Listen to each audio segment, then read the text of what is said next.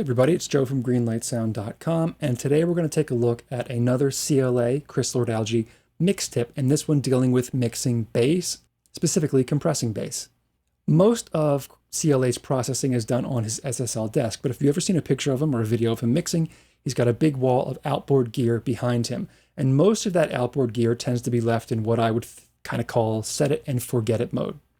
Specific settings, never really touched, and sources sent to them knowing what that setting is going to give back to you. So specific compressors used mostly on bass, specific compressors mostly for vocals. For him, that's the Blue Stripe 1176. The only thing he really changes the values on very much are delays and reverbs. Everything else is pretty much set the same way every time. And bass is one of those cases. Every copy of the bass track is sent to a separate 1176. So if you've got a bass DI, a bass amp, a bass saturation or distortion track, they're all sent to a separate 1176. In this specific track, I've got a bass DI and two different bass amp tracks. That's why you see 3 copies of the plugin up on the screen. This is the Universal Audio 1176, which I kind of find to be the best one, but every manufacturer pretty much makes a FET style or 1176 style compressor. Let's go over the settings you have for bass here. These are CLA's exact settings. Input straight up at 24. The output is the dot past 24 right here. Of course, this compressor works by driving the input with a fixed threshold. So this will change the compression. This won't so much. So if you need to back off the output or push it up a little bit, you can. This is kind of level dependent. You will get a little bit of gain out of it with this setting. That's kind of CLA's point. Get a little bit of extra gain out of that bass part. You've got a medium attack here and a fast release. Remember, on an 1176 compressor, to the right is fast, to the left is slow, kind of opposite of some other compressor knob layouts. And a 4:1 ratio, and that's pretty much it. You will end up with a lot of compression. 10 to 20 dB, sometimes pegged out all the way on the left. It really doesn't matter, it sounds good. So the first thing I'm gonna do is bypass all 3 of these compressors, and you're just gonna hear the bass tracks in combination. Remember, 3 different bass tracks as they were recorded with no processing.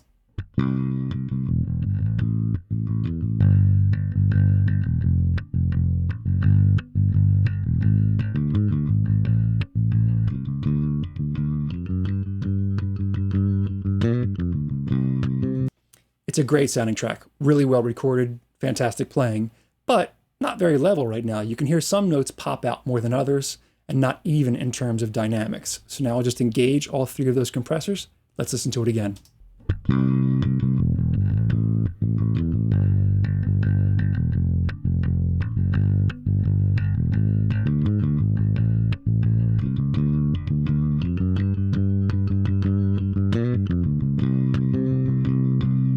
And it's really pegging out that compression a lot between 10 and 20 dB, but it sounds great either way. It doesn't sound overly compressed. If you take a look at the sub for all 3 bass tracks down here, what I call bass master, with the plugins bypassed, you'll see the meter kind of moving around a lot.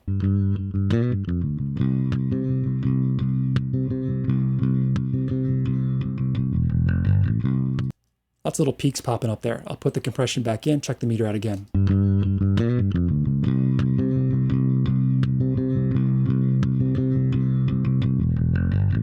Really clamping down on those peaks and bringing the average level a bit up because of that. Just to give a little bit different context, we're going to take a look at it on a different track. This one is just 2 bass parts, a DI part and an amp part, still the same settings for the compression. Here's the bass part with the plugin bypassed, no compression at all.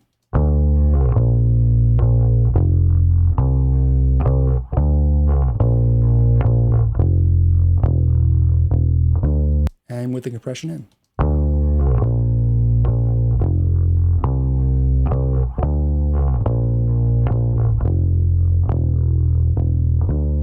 Just really levels everything out. And that's with no other processing going on, no EQ or anything, just hearing what the compression is doing to the bass part. If you've got a really dense mix or a lot going on in the low end of a mix, having that nice, steady, even bass part really helps even things out. Now keep in mind, CLA mixes kind of in rock, some heavier styles where you want that really level bass part. In some styles this won't work, but if you got a really dense mix, like I said, it will really work well with these specific settings that CLA uses. If you have any questions or comments, let me know in the comment section down below. Don't forget to subscribe if you haven't done so already, so we can keep you in the loop as to what's coming up next, and I'll see you in the next one.